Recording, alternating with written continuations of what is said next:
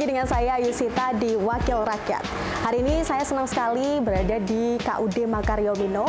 Di sini saya mau ketemu sama Pak Mofid. Dia adalah anggota DPRD yang duduk di Komisi A sebagai Wakil Ketua. Perbincangan santai saat ini, Ayu pengen ngobrol banyak tentang beliau di dalam ya, di tempat ini. Jadi jangan kemana-mana, tetap di Wakil Rakyat.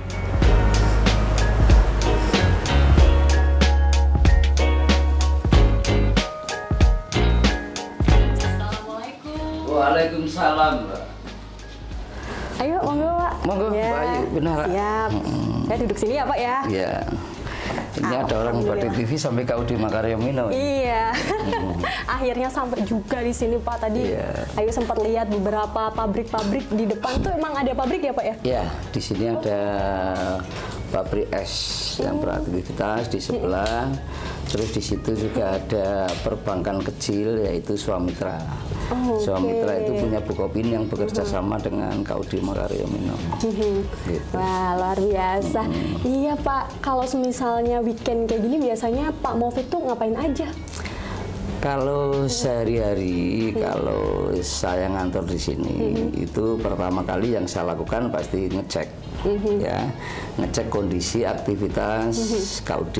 Nah, karena di sini ada pabrik es, itu aktivitasnya ada 24 jam, ya. Dan pabrik es itu jual es mulai dari jam 1 malam. Oh, baik. Ya, jam 1 malam selesai sampai jam berapa itu, Pak? Jam 1 malam karena memang pabrik es KUD itu punya hanya kecil, maka sampai jam 8 itu sudah selesai. Sudah selesai. Begitu. Oke, baik. Nah, Pak Mofid, ini terkait tentang perjalanan hidup seorang Pak Mofid nih, Ayu penasaran banget. Pak Mofid, berdasarkan apa yang Ayu searching, cari, Pak Mofid ini lahir di Demak, betul? Iya, betul. Oh ya? Saya lahir di Demak. Itu gimana Pak Mofid ceritanya? Bisa sampai Pekalongan. Iya, bisa sampai ke Pekalongan tuh gimana tuh? Saya lahir di Demak. Ya, dulu saya seorang karyawan tempat pelelangan ikan. Ada di Demak karena tempat pelelangan ikan itu ikut Puskut Bina Baruna Jawa Tengah yang membidangi tempat pelelangan ikan seluruh Jawa Tengah. Nah, saya sempat dipindah 2 kali dari TPI yang paling kecil se-Jawa Tengah. Terus yang saat itu karyawan tempat pelelangnya itu hanya 2, dibantu orang KUD 1. Terus 9 bulan saya dipindah ke Wedung 1 namanya, itu karyawannya 19. Di sana itu saya sekitar 9 bulan. Saya dipindah ke Pekalongan. Tepatnya di Pekalongan itu 5 Oktober tahun 88. Oh, begitu. Ternyata cukup panjang ya, Pak ya. Akhirnya menetap di Pekalongan. Di Pekalongan. Gitu. Oke. Nah, Pak, dengar-dengar Ayu ini tahu informasi tentang Pak Mofid. Pak Mofid pernah jadi pengurus petinju Kota Pekalongan ya? Oh iya. Nah, itu gimana itu, Pak? Ceritanya luar biasa banget. Jadi Kota Pekalongan itu sejarahnya dulu pernah ada tinju, tapi kurang familiar. Dan itu sempat mati puluhan tahun, saya nggak tahu. Saya belum ada di Pekalongan. Gitu. Kebetulan dulu saya pernah ikut aktivitas di SMP 1 itu SMP disuruh 1. Ya di SMP 1 ada lari 10 kilo itu saya disuruh langsing itu, dan kebetulan di situ ada guru-guru olahraga ya, guru olahraga baik SD maupun SMP ikut di situ. Terus akhirnya dia seperti genduroso kalau orang bilang, orang Jawa. Genduroso. Ya. Genduroso bahasanya. Kalau Mbak Ayu belum kenal, ini bahasa pertama dari Mofid bukan? Iya, kayaknya perdana ya dari Pak Mofid ya. Genduroso apa itu Pak Genduroso? Itu dia mereka mengadu Pak, kepingin Kota Pekalongan itu ada Pertina gitu, sehingga Pertina di Kota Pekalongan. 2 malam kemudian saya tidak lanjuti saat itu dengan almarhum teman saya itu Pak Ketua Gapensi dulu, Pak Khalid Subadi almarhum. Kita kumpulkan, akhirnya kita sepakat kita dirikan Pertina di Kota Pekalongan. Oke. Gitu. Kemudian Pak, apa yang menarik dari Pertina Kota Pekalongan? Oh ya, kebetulan saya tuh seneng olahraga tinju, walaupun saya tidak melakukan tinju. Oh berarti Pak Mofid tuh Senang aja, bukan senang melihat atlet. tinju, bukan atlet tinju, tapi senang gitu. Dan begitu ada peluang dan saya bisa memfasilitasi, akhirnya saya adakan. Terus pengrekrutannya itu adalah atletnya adalah dibantu oleh guru-guru SD dan guru-guru SMP, tapi guru olahraga, sehingga saya saat itu bisa menemukan, memang ya dari kecil sih, dari beberapa 6 orang sampai akhirnya bisa 30 orang itu mereka pada tertarik gitu. Dan alhamdulillah ya di perjalanan Kota Pekalongan tinjunya sekarang diperhitungkan di Jawa Tengah, begitu. Dan kami pernah mengadakan event ya di Kota Pekalongan, tinju seluruh Jawa Tengah. Wah, itu gimana itu Pak? Di GOR. Di GOR? Ya, di GOR saat itu. Bagaimana acara itu berjalan Pak Mofid? Acara itu berjalan 3 hari, ya 3 hari gitu. Dan saat itu menjadi penilaian pengurus tinju Pertinas seluruh Jawa Tengah adalah penyelenggaraan yang terbaik, karena memang saya saat itu dibantu oleh para pengusaha seperti hotel, begitu, hotel ada sponsor dan sebagainya itu. Dan saat itu memang wali kotanya masih almarhum Pak Basir, saya disupport. Sehingga sekarang atletnya itu ada yang atlet sudah nasional, walaupun kemarin itu ke Papua kalah. Si Mancung namanya. Si Mancung. Ya, yang ini sekarang ada. Ya, sekarang ada di Satpol PP. Luar biasa. Ya, itu gitu. Dan alhamdulillah mereka dari tinju banyak yang sudah bisa kuliah. Hasil dari tinju, karena saya tidak membatasi profesi anak. Begitu di Kota Pekalongan sudah baik, diambil provinsi, tak kasihkan. Tapi perjuangannya, Pak, dulu awal saya selalu mendatangkan atlet dari Jawa Tengah, Sirambing, atlet pelatih dari Sirambing. Sering. Wah, sering. Iya. Dan itu juga berjuara di sini Pak, atau atlet yang membina dia, yang melatih dia, sehingga dia bisa mencetak. Itu adalah petinju potensi. Oke, wah, oke, Pak Mofid, saya tuh masih pengen ngobrol banyak soal Pak Mofid dan tupoksi yang ada di Komisi A, yang Pak Mofid duduki sekarang sebagai Wakil Ketua. Jadi pemirsa, jangan kemana-mana, tetap di Wakil Rakyat.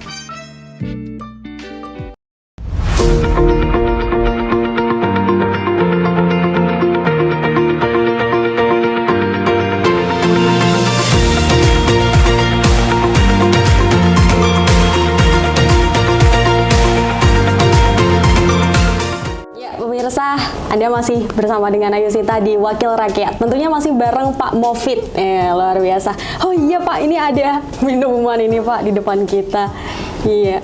Cuma enggak? Enggak. Adanya Pak, cuma air putih. Enggak apa-apa Pak, ini sudah istimewa. Kita minum dulu biar relax. Bismillahirrahmanirrahim.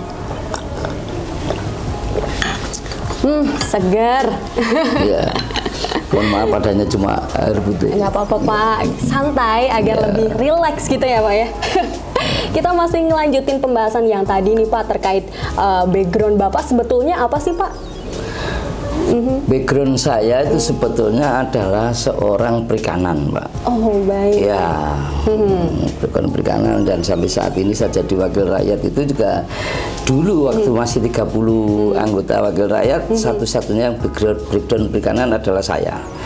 Sekarang 35 ada tambah satu lagi itu masih Jim itu dari perikanan juga. Yang sekarang Ketua Nasdem. Berarti awal Bapak menuju ke legislatif ini memang background dari perikanan atau ada lagi Pak? Ada lagi, ada dua sektor. Ya. Yang paling mendukung saya jadi anggota legislatif itu justru malah dari saya menjabat Ketua BKM. Badan Keswadayaan Masyarakat yang ada di ada di Kelurahan Panjangwetan. Ada di Kelurahan Panjangwetan. Ya. Baik. Itu saya terpilih jadi koordinator. Kalau BKM bukan ketua, tapi koordinator menggantikan Pak Untung, yang namanya Pak Untung. Nah, saat itu memang penilaian kota BKM Minajaya namanya, itu adalah BKM terjelek seluruh kota. Sekota Pekalongan dari 48 kelurahan saat itu. Itu memang disurvei, mohon maaf terjelek Pak. Iya. Ini penilaian dari kota sudah. Karena bantuan awal itu 400 juta hanya tinggal 80.000. Uangnya ada di mana gitu. Ya, gitu. Berarti dari BKM kemudian Bapak? Ya, begini. Begitu saya jadi BKM, saya sempat madu wali kota saat itu. Apa yang harus saya perbuat? Wali kota bilang, apa yang kamu bisa buat, lakukan.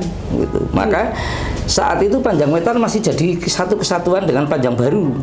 Saat itu Panjang Wetan belum bisa, ya. Ada berapa RT waktu itu? 56 RT atau berapa kalau nggak salah. Nah, itu saya akhirnya turun ke lapangan, mengidentifikasi siapa yang punya hutang dengan BKM. Nah, sedangkan satu KSM, satu kelompok itu terdiri dari 10 orang. 10 orang. Maka di situ dulu saya lupa sih ada berapa KSM. Ada 104 KSM. 104 KSM. Jadi saya telusuri mulai dari Bugisan, RW 1, RW 1 sampai ke Panjang Baru. Saya ketemu semua dengan orangnya itu 104 kali 10. Berarti 1040. Wah, saya ketemu dengan orang itu, akhirnya identifikasi, terus akhirnya saya mendapat penilaian baik. Terus saat itu sempat divonis oleh kota masuk 10 besar. Begitu tahun 2009 saya dicalonkan jadi legislatif, ya hampir orang itu pilih aku semua. Luar biasa. Iya, bilang semua gitu. Sehingga saat itu saya di utara, yang dari partai saya loh, saya ranking kedua. Ranking pertama itu istrinya wali kota, itu Belgia, ranking kedua adalah saya. Wah, luar biasa. Ini cukup panjang sepak terjang Bapak di legislatif ya. Nah, ngomongin soal legislatif di Komisi A ini Pak, kan banyak sekali tupoksinya Pak. Apalagi Pak Mofid sebagai wakil ketua. Gitu. Nah, ada salah satu permasalahan yang sedang viral di lingkungan kita, yaitu tentang BPJS dan ketenagakerjaan. Ini bagaimana Pak? Mengapa banyak yang timbul permasalahan di dalam situ Pak? Apa yang menjadi penyebab gitu kalau Pak Mofid lihat sebagai Komisi A seperti apa? Ya, jadi sebetulnya BPJS itu adalah counterpart dari Komisi C. Sebetulnya ya, cuma kemarin sempat diadakan rapat, yaitu bersama antara Komisi C dengan Komisi A, itu yang memanggil BPJS. Ya, manggil BPJS untuk klarifikasi semua aturan yang ada di BPJS dengan praktek yang ada di lapangan. Ya, pada di lapangan. Lah, kebetulan kami ini adalah wakil rakyat. Ya, jangan tahu persis namanya rakyat. Kalau kesulitan pasti larinya ke wakilnya. Nah, maka wakilnya lah yang sering berbenturan dengan BPJS dan sering berbenturan dengan rumah sakit.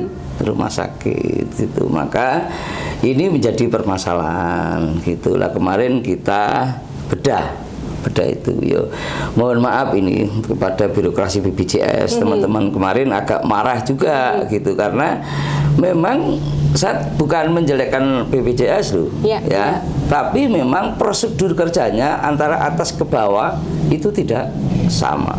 Tidak sama. Kenapa tidak sama? Kemarin terjadi pengakuan, ya, kalau dia memaparkan seperti ini, tapi prakteknya yang ada di depan itu kalau kita klarifikasi, kita dibenturkan dengan masyarakat. Yang di depan jawabannya, Pak, aturannya begitu, kan kita sudah kalah. Sedangkan itu adalah aturan pusat. Padahal mereka masih bisa mengeluarkan kebijakan. Itulah yang terjadi. Maka kemarin BPJS sempat mengakui, dan bulan 11 ini akan ada evaluasi. Karena memang teman-teman cukup kesal dengan BPJS. Seperti itu. Berarti menurut Bapak apa yang perlu dilakukan? Semuanya. Semuanya. Saya wakil rakyat. Ya, berarti saya harus bela rakyat. Tapi saya wakil rakyat, tapi harus tahu aturan. Ya. Bukan saya wakil rakyat terus pukul, bukan. Enggak mau pakai aturan, ya. Sekarang kemarin sempat begini, Mbak. Nah, orang sakit ya yang BPJS-nya mandiri, dia tidak setor itu karena tidak kemampuan dia, tidak mampu. Begitu dia masuk rumah sakit, ya masuk rumah sakit, BPJS tidak berlaku karena dia sudah nunggak sekian bulan. Ya. Atau sekian tahun. Nah itu juga menjadi satu permasalahan juga. Iya, di enggak begitu. Mereka bisa diakomodasi, mereka bisa didampingi dengan BPJS dengan ketentuan. Mereka harus melunasi dan mereka harus kena denda.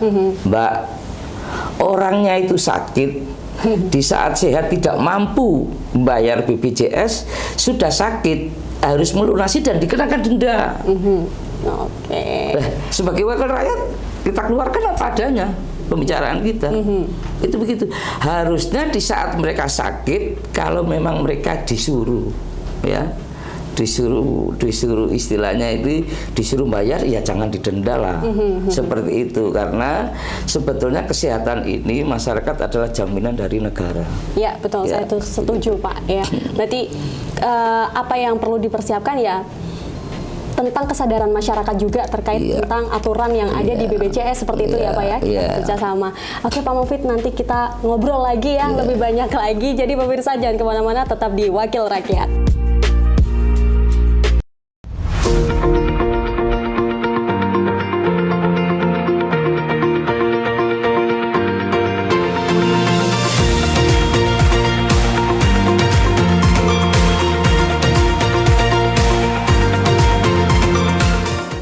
Ya pemirsa, Anda masih bersama Ayu Sita dan Pak Mofid di Wakil Rakyat. Pak Mofid, Dalam, Mbak. kita masih melanjutkan obrolan ini di segmen ini ya Pak ya.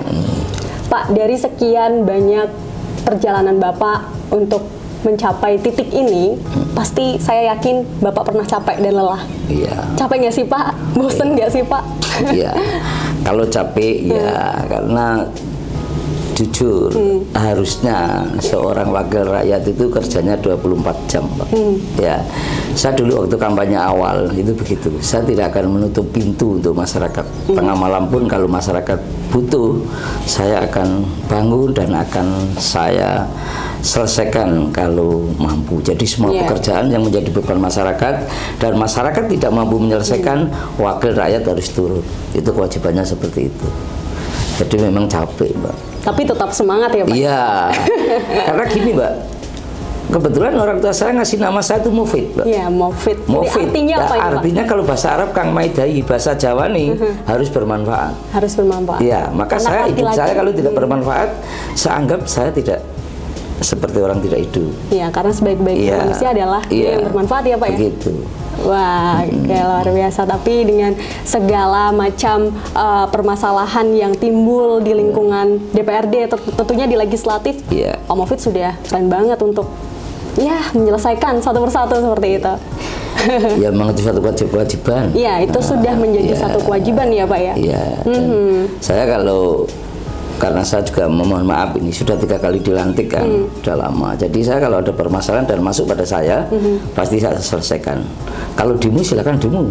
Kalau mau ketemu saya temu. Gitu. Apa maunya? Pasti saya latih ini sebagai wakil rakyat, seperti itu. Wah, luar biasa.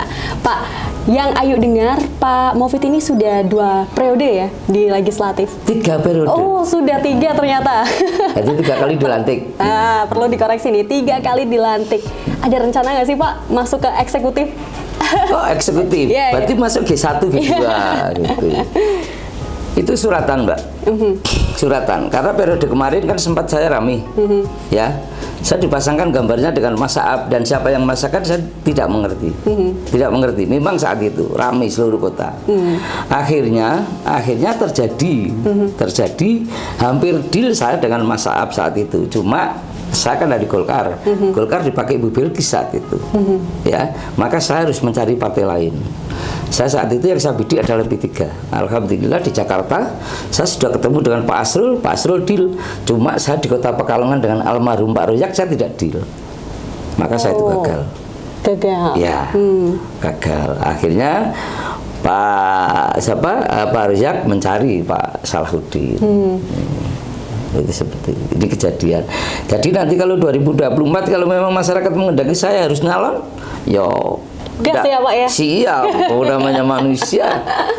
Segala konsekuensinya kan saya bilang begitu. Wow, oke. Pak, dari 3 periode itu pasti ada beberapa kendala yang Pak Mofid hadapi. Ini seperti apa kendalanya Pak? Ya, kalau kendala yang paling ramai itu justru saya jadi DPR periode pertama, periode kedua. Oh, Termasuk bela Batik TV. gitu ya? Habis-habisan itu, ya kan? Paripurna tidak quorum, pembahasan tidak quorum, ya. 2011 saya bahas Banggar diboikot oleh teman-teman waktu Pak Basir jadi itu, diboikot oleh teman-teman, kita selesaikan dan memang itu banyak seninya. Termasuk Batik TV itu. Batik TV kan ditentang oleh teman-teman. Pak Basir perintahkan saya Mofid harus cool, ya harus cool. Apapun yang dia dibuat. Tapi kan akhirnya manfaat. Walaupun saat itu dituduhkan oleh teman-teman nanti mau dibuat kampanye oleh Golkar atau oleh Pak Basir. Tapi sekarang manfaatnya kan untuk masyarakat umum. Buktinya kan seperti itu. Itu yang paling agak ramai dulu 2009, 2014, 2014, 2019. Kalau saat ini kelihatannya nyaman-nyaman aja sih. Nyaman ya Pak ya? Ya. Berarti berjalan dengan lancar sesuai dengan... Justru kurang seninya. Oh gitu. Iya, saya kalau Pak? bilang sama teman-teman, DPR kalau nyaman begini tidak ada seninya, itu bukan wakil rakyat. Saya bilang kan. Harus seni menurut Pak Mofid ini seperti apa? Seni politik itu harus ada. Seni politik harus ada. Iya. Agar rame. Iya. Gitu ya Pak Mofid ya. Iya, ngomongin soal KUD Makaryo ini, berarti Pak Mofid ini ya di sini keseharian atau seperti apa? Atau ini berhubungan dengan tupoksi di Komisi A? Bukan. Oh, bukan ya. Kebetulan, mohon maaf, KUD ini itu dulu sempat menjadi KUD terbesar seluruh Asia. Seluruh Asia, bukan PNPN lagi. Di Indonesia nomor 1 itu. Cuma beberapa tahun yang lalu itu sempat mengalami kolab. Kolab ya, saya tidak berpikir bagaimana waktu kolab itu gitu ya, tidak bisa dibicarakan di sini. Akhirnya setiap 5 tahun kan ada pemilihan. Saya sempat dilamar oleh anggota KUD itu yang jumlahnya 1.228 orang, itu terbagi dari 4 kelompok. Kelompok tapel gemi, ya, kelompok udang, kelompok kakap merah, dan kelompok tongkol. Itu satu kelompok 5 orang. Saya pernah didatangi oleh 20 orang, itu diminta untuk memimpin KUD. Walaupun KUD itu sudah rusak, gitu kan. Orang bilang nanti bisa jalan, alhamdulillah. Tidak bisa jalan, tidak apa-apa. Ya, karena saya tuh sudah punya keyakinan kalau ada orang datang ke tempat saya pasti, kalau saya nggak mampu nanti akan saya pikir, kalau saya tidak mampu nyumbang nanti tak temboni. Memang dulu saya punya prinsip seperti itu. Akhirnya orang 20 itu saya bilang iya. Akhirnya saya dijadikan ketua KUD yang sudah 2 periode ini.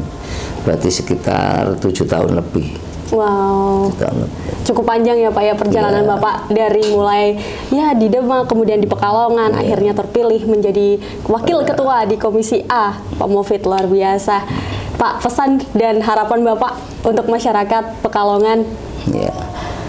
Pesan saya yang pertama ya, untuk Batik TV ya, agar ke depan itu semakin bermanfaat untuk rakyat Kota Pekalongan khususnya, ya, dan untuk masyarakat sekitar yang melihat TV secara umum, karena Batik TV ini itu juga baik didengarkan oleh masyarakat, walaupun dengan segala masukan, ya, segala kekurangan dan apa gitu. Untuk masyarakat Kota Pekalongan, kebetulan saya ini Dapil Utara, ya, saya tidak pernah berhenti itu kalau di paripurna mengemburkan 2 hal yang saya paling. Yang pertama adalah tentang sektor perikanan, yang kedua adalah tentang rob. Ya, maka saya sering teriak di sana tentang 2 hal itu, ya. Alhamdulillah sekarang sudah mulai kelihatan rob ditangani, dan nanti untuk perikanan akan dibuatkan TPI onshore yang nanti targetnya itu tahun 2024 akan selesai, kalau meleset sampai tahun 2025, sehingga nanti perekonomian masyarakat utara itu bisa terangkat dengan adanya itu. Terus sekarang penanggulangan rob itu juga harus membawa manfaat bagi orang sekitarnya. Kalau nanti sudah tidak rob terus menjadi sudah tadinya rob menjadi tidak rob, kan harus ada manfaat dari segi ekonominya. Terus dari untuk masyarakat Kota Pekalongan ya, apalagi ini mau pemilu, ya saya mengajak masyarakat Kota Pekalongan semakin profesional lah melihat Kota Pekalongan, memilih pemimpin dan sebagainya.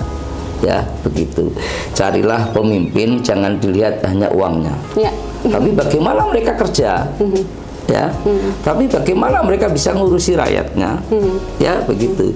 Sehingga kalau rakyat ini ya ada, maaf ini seperti banjir, dia ngerti, oh banjir itu di kaki gatel. Kalau orang yang punya duit kan nggak ngerti kalau banjir itu di kaki gatel. Kan seperti itu. Ya itulah salah satu contoh. Kalau batik yang kita angkat, batik kita tanggulangi pencemarannya seperti apa. Tapi di DPR sudah ada counterpartnya di komisi masing-masing. Baik. Seperti itu. Semoga apa yang menjadi harapan Bapak dan pesan bisa didengar oleh masyarakat kita, seperti itu ya Pak ya. Ya pemirsa, usai sudah ya perbincangan saya dengan Pak Mofid. Terima kasih Pak, kita sudah diberikan ruang dan tempat di sini. Semoga sukses selalu untuk Pak Mofid. Kita dukung terus program-programnya dan lancar terus. Oh ya, pasti kita dukung. Dan saya mohon maaf juga ini, adanya cuma air putih. Nggak apa-apa Pak, tetap santai. Iya, santai. Jadi pemirsa, terima kasih. Sampai jumpa di Wakil Rakyat berikutnya dengan saya Yusita.